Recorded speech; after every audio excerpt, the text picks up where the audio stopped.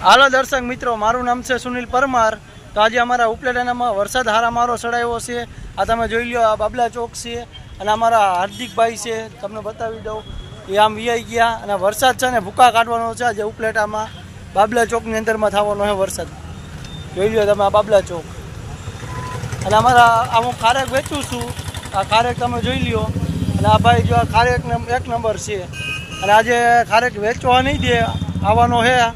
વીજળીના તડાકા ભડાકા થઈ રહ્યા છે સામે, તમે જુઓ વરસાદનું। હું ઝૂમ કરીને તમને બતાવી દઉં, જોઈ લ્યો તડાકા ભડાકા થવાના છે આજે।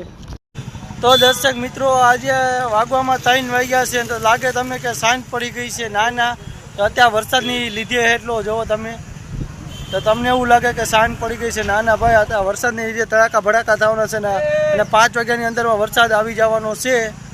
તો મિત્રો, ઉપલેટામાં બહાટી બોલાવવાનું છે, મને લાગે રહી સેફટી પણ મને રીજો। આજે 26 તારીખ છે એટલે ભૂકા કાઢવાનો જ છે। જય માતાજી। હાલો મળીએ બીજા વિડીયામાં।